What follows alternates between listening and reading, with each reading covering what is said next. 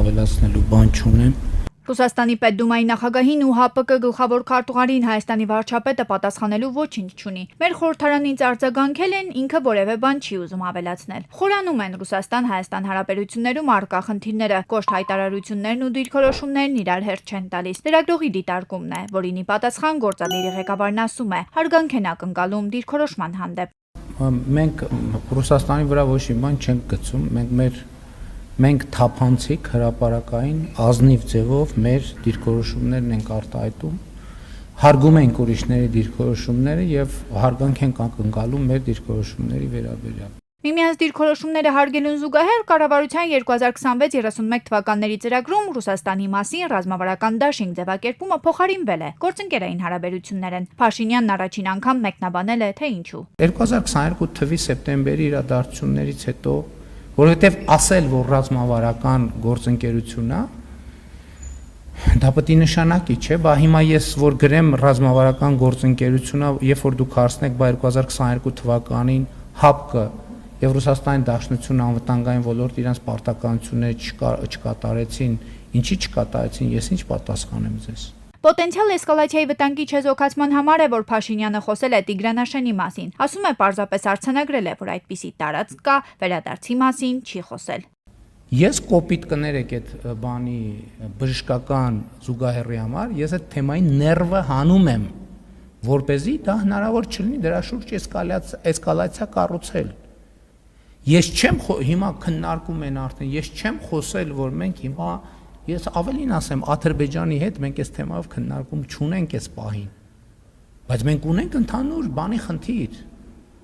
սահմանազատման խնդիր, որովհետև եթե մենք այսօր չասենք քյարքի, նշանակում է մենք ջերմուկի այդ օկուպացված տարածքներից հրաժարվում ենք, որովհետև առաջ է գալիս սկզբունքով ինչ գրավել է, դե Իրանն է, դե գրավել ենք։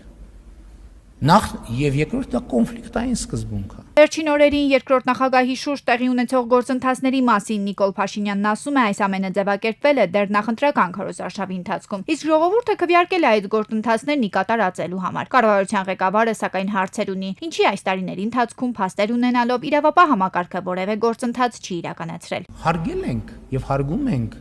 իրավակարգը, որովհետեւ դա իրավական համակարգը անկախ է, որ իմ ձեռն ելներ իմ որոշումների,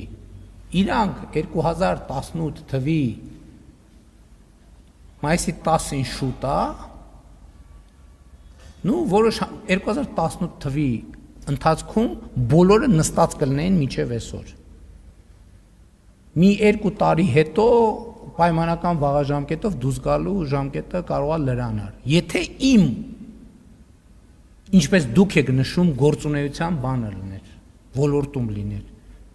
բա Հայաստանում մենք ասել ենք, չէ, հարգում ենք իրավակարգը, անկախ է, դրանց խլուրդ են ասում, չէ, իրավապահ համակարգում խլուրդ, որ ներսից ինֆորմացիա դուրս տալի, չկասկածեք, այ իրանց հետևից է, ես ասացի արդեն, չէ, ասի չեմ նախանձում իրանց, որովհետև այո պետության ու ժողովրդի 8 տարվա զայրույթը իրանցից հանելու ենք, իհարկե որևէ ապօրինի բան չանելով։ Ու ես իրավապահ համակարգի առաջ դրել եմ, այդտեղ դրել եմ խնդիր, ասել եմ գտեք։ Եթե կոնկրետ ժամկետում չգտաք, ուրեմն բոլորը լինելու են ես համար, ում նայեմ ասելու եմ ուրեմն ինքն է։ Ունդեղ որտեղ իմ որոշումների տիրույթում է, որոշումներ եմ կայացնելու։ Ուղղակի։ Չգիտեմ ինչ ընթանում, ինչ է տակրում, ինձ պետք են անուններ եւ ապացույցներ։ Եթե այդ անուններն ու ապացույցները չեղավ, ես ուղիղ ասում եմ իրավապահ համակարգի իմ որոշումների տիրույթում գտնվող հատվածում զանգվածային ազատումներ են լինելու, այլ որ չասեք, զանգվածային, մտնելու եմ շենք, ով աչքից դեմը դուրս եկավ, հրաման եմ տալու ազատելու, հա? Սպառնում եմ, ահա որ սաստիկ ձևի սպառնում եմ, սաստիկ, չկատակ չեմ անում։ Իսկ նրանք, ովքեր համաձայն չեն կառավարության քայլերի հետ, Փաշինյանը նորից է կրկնում իր առաջարկը՝ դուրս գալ փողոց ու հեղափոխություն անել։ ՀՆԱ-ի 6% աճ, շինարարության 25% աճ, անշարժ գույքի ակտիվացող շուկա եւ ճանապարհաշինական նոր ծրագրեր։ Կառավարության նիստում տնտեսական ակտիվությունն այս անգամ ներկայացվում է ոչ միայն թվերով, այլև կառուցվող ճանապարհներով եւ նոր ծրագրերով։ 2026-ի առաջին կիսամյակում ՀՆԱ-ն աճել է 6%-ով, իսկ տնտեսական ակտիվության ցուցանիշը 7.7% է։ Աճի հիմնական շարժիչներից են շինարարությունը եւ ծառայությունները։ Վերջին 8 տարում խորհրդային միության հայկական ԽՍՀ ծավալներից ավելի մեծ կապիտալ ներդրումներ են իրականացրել։ Շինարարության այս ակտիվությունը նաեւ անշարժ գույքի շուկայում է զգացվում։ Մենք բնակարանաշինության ծավալներով նախորդ անգամ պարոն Վարդանյանն այդ թեմայով խոսելու առիթ ունեցավ, բնակարանաշինության ծավալներով գերազանցել ենք 1986 թվականը, որը խորհրդային Հայաստանի ամենամեծ ծավալով շինարարություն, բնակարանային շինարարություն իրականացնելու ժամանակաշրջանն է։ Այս տարի նախորդ տարվա համեմատ անշարժ գույքի հետ կապված 15000-ով ավելի գործարք է գրանցվել։ Տուն ձեռք բերելը վարչապետի խոսքով դառնում է նաև ներդրման տարբերակ, այդ թվում Սփյուռքի մեր հայրենակիցների համար։ Շատ ուրախությամբ եմ արձանագրում, որ Երևանում տուն կամ Հայաստանում տուն ձեռք բերելը դառնում է տրենդային, այդ թվում Սփյուռքի մեր հայրենակիցների եւ նաեւ այն մարդկանց համար, ովքեր ուղղակի ուզում են ներդրում անել, կան նաեւ այդպիսի մարդիկ, որ մտածում են, որ Հայաստանում տուն ձեռք բերելը լավ ներդրում է։ Բնակարանային թեման կառավարությունը փորձում է լուծել նաև պետական ծրագրերով։ Առաջիկայում նախատեսվում է բազմազավակ ընտանիքների բնակարանային ապահովման ծրագիր։ Շարունակվում է նաև Արցախից տեղահանված ընտանիքների բնակարանային ապահովման ծրագիրը։ Շուրջ 7000 ընտանիք արդեն ստացել է բնակարանի ձեռքբերման հավաստագիր։ Մեր պլանն այդ ծրագրով 800 միլիարդ դրամ ֆինանսավորում Ղարաբաղից տեղահանված մեր հայրենակիցների բնակարանային ապահովման ծրագիր իրացնելու համար գումարած մենք իրականացնում ենք սահմանամերձ, այսինքն արդեն հիմա ոչ միայն սահմանամերձ բնակավայրերում 16 միլիոնի ծրագիրը, որը այդտեղ էլ սոցիալական կոմպոնենտը ուժեղացնում ենք մենք։ Կառավարության քննարկման մյուս հարցը վերաբերում էր ճանապարհաշինությանը։ Հյուսիս-հարավ ճանապարհի տարբեր հատվածների աշխատանքների համար կառավարությունը վերաբաշխել է 1 միլիարդ 174 միլիոն դրամ։ Աշտարակ-Գյումրի հատվածը վարչապետի խոսքով արդեն հանձնված է, իսկ Քաջարան-Ագարակ ուղղությամբ եւ Քաջարանի թունելի հատվածում աշխատանքները շարունակվում են։ Մարզերում ծրագրերի իրականացման եւ զարգացման համար եւս ավելի քան 1 միլիարդ 500 միլիոն դրամի հատկացումներ են նախատեսվում։ Օրինակ, Սյունիքի ներքին հանդում նախատեսվում է խաղահրապարակ կառուցել։ Այդ շատ կարևոր է, որ ներքին հանդի ժողովուրդը ասել են, խնդրում ենք մեզ համար խաղահրապարակ կառուցել։ Այսինքն, որ ասում ենք խաղաղությունը կա թե չկա, սրա մասին է, որովհետև հո չեն ասին թակառակը, այդ նշանակում է ներքին հանդի ծնողները պատրաստ են երեխեքին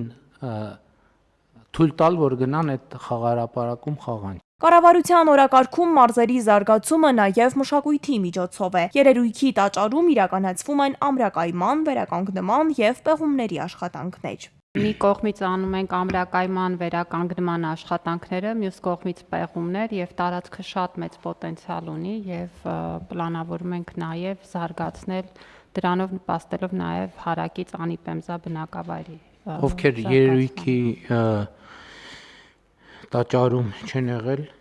խորհուրդ եմ տալիս, շատ հետաքրքիր եւ լավ տեղ է, անպայման այցելեք։ Իսկ արդեն սեպտեմբերին մշակութային կյանքը տեղափոխելու է Հայաստանի տարբեր քաղաքներ։ Անկախության 35-ամյակի միջոցառումները այս տարի միայն Երևանում չեն լինելու։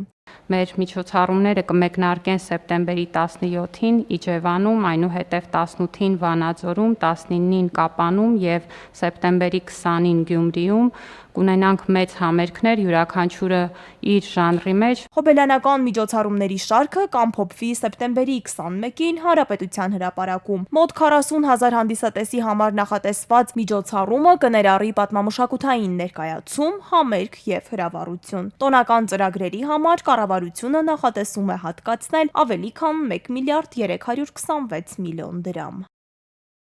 Ընդդիմադիր ուժեղ Հայաստան խմբակցության երկրորդ տեխնացուին եւս իշխանական քաղաքացիական պայմանագիր խմբակցությունը չի աջակցել ընտրվելու խորհրդարանի տարածքային կառավարման համար պատասխանատու մշտական հանձնաժողովի նախագահի պաշտոնում։ Ընդդիմադիր խմբակցությանը հնարավորություն է տրվել առաջադրելու երրորդ տեխնացուին, բայց ուժեղ Հայաստանից հայտարարել են, որ առայժմ այս իրավունքից չեն օգտվելու, սակայն օրենքով սահմանված ժամկետում տեխնացու կառաջադրեն, պահպանելով այս հանձնաժողովի նախագահության իրավունքը, որը քվոտայով իրենց է հասնում։ Հաշվի առնելով վերջին ժամանակաշրջանում եւ նաեւ այսօր իշխող քաղաքացիական պայմանագիր խմբակցության ոչ ժողովրդավարական քայլերը եւ նախագահի տեխնացուի չընտրելը ուժեղ Հայաստան կուսակցությունը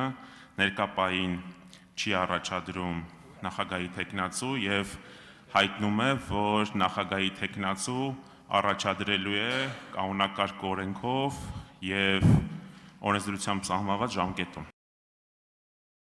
Երկրորդ նախագահ Ռոբերտ Քոչարյանի նկատմամբ հակակոռուպցիոն դատարանը որպես խափանման միջոց կիրառել է երկամսյա կալանք։ Որոշումը կայացրել է դատավոր Սարգիս Դադոյանը ամբողջությամբ բավարարելով քննիչի միջնորդությունը։ Քոչարյանին մեղադրանք է առաջադրվել պաշտոնեական լիազորությունների չարաշահման, առանձնապես խոշոր չափերի փողերի լվացման եւ կաշառք ստանալու համար։ Ամենայն հայոց կաթողիկոսը եւ 6 եպիսկոպոս արքեպիսկոպոսները դատական նիստին չեն ներկայանալու, հայտնել է փաստաբան Արա Զոհրաբյանը։ Նիստին մասնակցելու են պաշտպանները։ Նախնական դատալսումների նիստը նշանակված է օգոստոսի 28-ին ժամը 16:30-ին։ Այն տեղի կունենա դատարանի վաղաշաբաթի նստարանում դատավոր Ռուշանյանի նախագահությամբ։ Հիշեցնենք, որ առաջին դատին կաթողիկոսը ներկայացել էր, սակայն դատավորն ինքնաբացարկ էր հայտնել։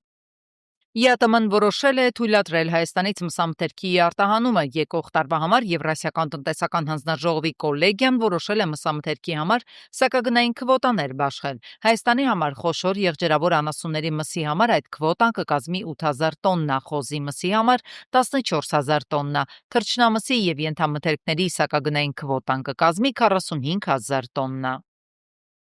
Հայաստանից Արաբական Միացյալ Էմիրություններ շաբաթական մինչև 40 տոննա թար միրգ ու բանջարեղեն կարտահանվի։ Ծրագիրը նախատեսվում է սկսել հաջորդ ամսվանից։ Հայաստանի էկոնոմիկայի նախարարության եւ Միացյալ Էմիրությունների Watermelon էկոսիստեմի միջև ստորագրված հուշագիրը նպատակ ունի ապահովել հայկական գյուղմթերքի կայուն արտահանումը ու տեղական արտադրողների կապը Միացյալ Էմիրությունների շուկայի գնորդների հետ։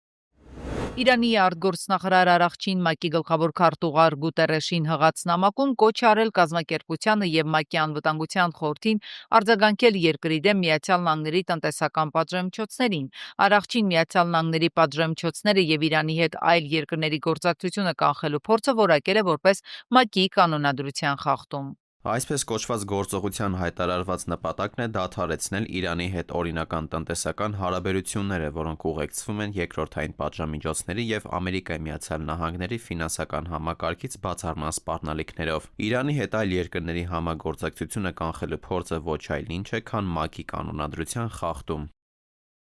Թրամփը Միացյալ Նահանգներում ազգային արտակարգ դրություն է հայտարարել երկրի էլեկտրաէներգետիկ համակարգին սպառնացող օտարերկրյա վտանգների պատճառով։ Նրա հրամանով սահմանափակվում է որոշ արտասահմանյան արտադրության էլեկտրական սարքավորումների, ծրագրերի եւ թվային համակարգերի ձեռքբերումը եւ տեղադրումը։ Թրամփը նշել է, որ դրանք կարող են խոցելիություններ ստեղծել եւ վտանգել Միացյալ Նահանգների ազգային անվտանգությունը եւ տնտեսությունը։ Միացյալ Նահանգների նախագահ Դոնալդ Թրամփի հերթական տեսանյութը պայթեցրել է համացանցը։ Թրամփը TikTok-ում տեսանյութ է հրապարակել, որում Կանադայի եւ Միացյալ Նահանգների սահմանին գտնվող Օնտարիո լիճը անվանել է Ամերիկայի լիճ։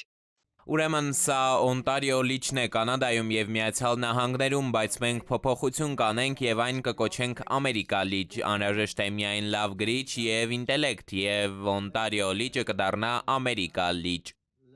Հորդառատ անձրևներին հաջորդած հեղեղների եւ սողանքների հետևանքով Նեպալ-Տիբետ սահմանին ավելի քան 165 մարդ է մահացել։ Անհետ կորածների թիվը անցնում է 1300-ը։ Անհետ կորածների թվում շատ են օտարերկրյա զբոսաշրջիկներն ու ուխտավորները։ Փրկարարական խմբերը շարունակում են որոնողական աշխատանքները։ Ֆրանկֆուրտի օդանավակայանում մալարիայի բռնկում է գրանցվել։ Ֆրանկֆուրտի օդանավակայանի 6 աշխատակից վարակվել է մալարիայով, նրանցից 2-ը մահացել են։ Առողջապահական մարմինները կասկածում են, որ վարակակիր մոծակները օդանավով հասել են Գերմանիա։ Օդանավակայանում մոծակների թակարդներ են տեղադրվել վարակի աղբյուրը պարզելու համար։ Չինական ստարտափը ներկայացրել է անձնական թռչող-հարթակ, որը վարելու համար օդաչուի արտոնագիր պետք չէ։